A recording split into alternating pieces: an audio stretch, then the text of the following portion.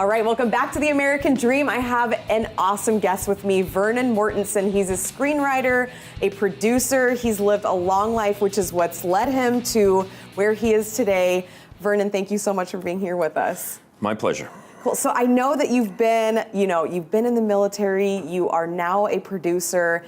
Talk to me, a little bit about, you've lived an interesting life, as a missionary's son. Talk to me about where you've been and what's led to you being where you are today.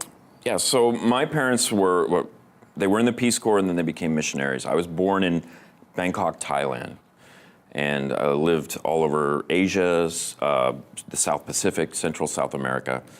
When I was 12, they moved me to the United States so that I could go to school here. I graduated from high school and I joined the U.S. Navy and went right back overseas.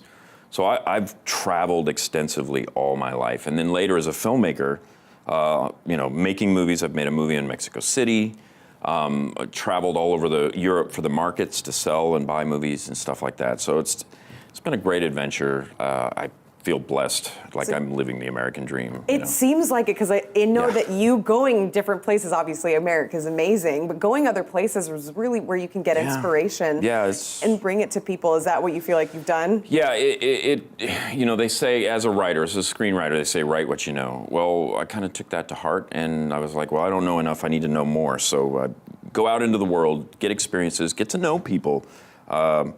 The world is an amazing place. Don't stay in one spot too long is kind of my philosophy. And yes, it informs everything that you write. It always ends up. Recently, I sent out a short story that I wrote years ago to a producer, and they were kind of blown away, and it was based on something that happened to me when I was in the military. So, building that short story kind of got me an in with them and talking about developing another story now, and so it's really rounded me as an artist as well. Sure, that was going to be my next question. I know with your military background, does that play a huge part in what you're filmmaking?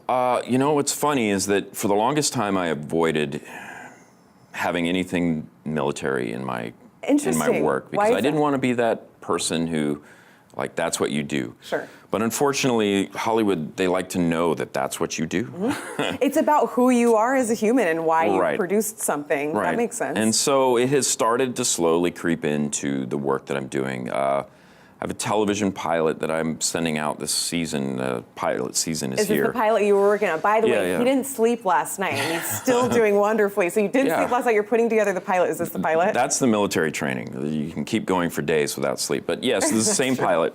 And it is based on, at least in part, on the job that I used to do in the military. So, and then I turned into a sci-fi kind of action adventure thing, and that's kind of what I got known for doing, was writing adventure stuff, action stuff.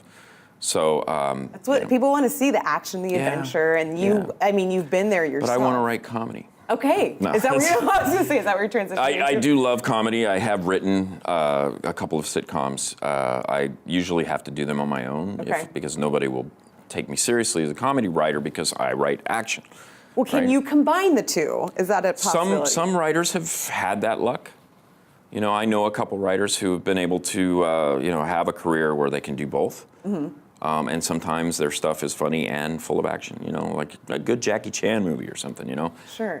Rush Hour. Yeah, people love those. Yeah. You could do like a military Actually, Rush Hour. know Ross Lamont, the guy who wrote that.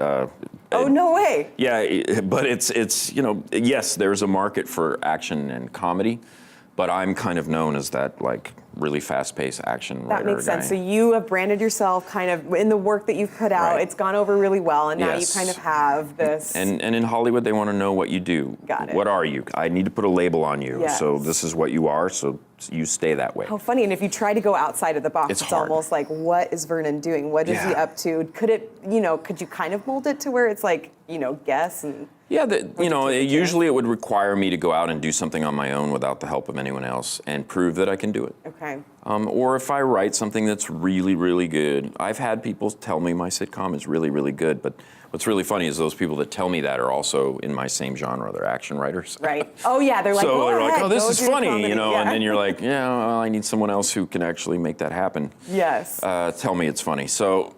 I would love to, but action pays the bills, and I love action. I love fun action stuff. It seems like that's what you're good at. That's what you know. Well, are there any other projects that you have coming up that you would want anyone to know? Everybody has a passion project, and I have one, but it's years away from being able to be produced because it's like all this other stuff gets in the way, and you got to make a living, and it's a tough business. And so, we were I had a conversation last night with some of my students about how it's a treadmill. Mm-hmm. You get on it, you sell something, you've got money, but it's not a month-to-month paycheck thing.